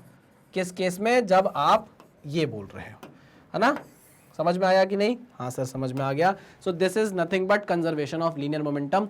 इसका क्वेश्चन हम कर चुके हैं बहुत अच्छे से, न्यूटन्स लॉज ऑफ मोशन में, ठीक है ना। सेंटर ऑफ मास के बेसिस पर मुझे आपको बताना था तो मैंने आपको बता दिया। कुछ इंपॉर्टेंट पॉइंट्स है। If net force on net external force there is no internal force on a single particle acting on the particle is zero, then it's linear momentum remains constant, बता चुका हूं। Next, if mass of the particle is constant and the velocity of the particle is also constant, बता दिया मैंने आपको। If the particle is at rest then it will remain at rest forever, बता चुका हूं, सब बता चुका हूं। If it is moving then it will continue to be moving with constant velocity, बता चुका हूं। चलो next, if law of conservation of linear momentum is applied to a system of particles, maybe a rigid body also, then the law is like this. If net force or net external force on a system of particle is zero, then the total momentum of the system of particles remains constant. अभी बताया ये सब ये बता दिया बेटा, एक slide में मैंने ये सब कुछ बता दिया आपको, ठीक है। चलो, इसको अंग्रेजी में जो इतना बड़ा बड़ा लिख कर रखा है कोई मतलब का नहीं, हमने समझ लिया है already. If total mass of the system of the particle is constant and velocity of the centre of mass will also remain constant, ये तो बताया, ये नहीं बताया, ये तो बताया भाई। क्या अगर वेलोसिटी कांस्टेंट है तो मास तो ऑलरेडी कांस्टेंट है, तो मोमेंटम क्या हो गया, कांस्टेंट हो गया। सब पढ़ चुके हैं अंग्रेजी में, आपको लगता है कुछ नया तो नहीं बता दिया। चलिए भाई, तो इसी के साथ करते हैं इस लेक्चर को खत्म। आपको पता है मैग्नेट ब्रेन्स आपको बहुत सारे courses free of cost provide करता है। फ्री ऑफ कॉस्ट मतलब एकदम फ्री ऑफ कॉस्ट, आपको इसके लिए कोई भी कूपन कोड लगाने की जरूरत नहीं है, कुछ भी खरीदने की जरूरत नहीं है, ये हाई क्वालिटी के साथ आपको फ्री ऑफ कॉस्ट मिलता है। कैसे एक्सेस कर सकते हैं, तो आप हमारे YouTube channel Magnet Brains IIT JEE and neat and magnet brain से हमारे कोर्सेज को क्या कर सकते हैं, एक्सेस कर सकते हैं फ्री ऑफ कॉस्ट। अगर आप चाहते हैं तो हमारी वेबसाइट भी जा सकते हैं, वेबसाइट को भी एक्सप्लोर कर सकते हैं, www.magnetbrains.com, magnetbrains.com। अगर इतना भी लिख देंगे आप गूगल पर तो हमारी वेबसाइट पर पहुंच जाएंगे, वहां पर भी जाकर आप ये सारे courses free of cost access कर सकते हैं। और अगर आप चाहते हैं मैग्नेट ब्रेन्स की ऐप को एक्सप्लोर करना तो आप प्ले स्टोर पर जाकर मैग्नेट ब्रेन्स लिखकर उस ऐप को भी डाउनलोड कर सकते हैं और वहां से भी हमारे लेक्चर्स फ्री ऑफ कॉस्ट यानी कि 100% फ्री ऑफ कॉस्ट एक्सेस कर सकते हैं। फ्री का मतलब यहाँ बिल्कुल नहीं है कि कंटेंट से कॉम्प्रोमाइज किया गया हो, कंटेंट आपको एकदम टॉप नॉच प्रोवाइड किया जाता है। आप हमें फॉलो कर सकते हैं, सब्सक्राइब कर सकते हैं यूट्यूब पे, आप हमें फॉलो कर सकते हैं फेसबुक पे, फॉलो कर सकते हैं इंस्टाग्राम पे, ट्विटर पे और टेलीग्राम पे। तो चलिए इसी मैसेज के साथ करता हूँ लेक्चर को खत्म। मिलते हैं नेक्स्ट लेक्चर में, तब तक सावधान रहे, सतर्क रहे, पढ़ते रहे। Thank you very much.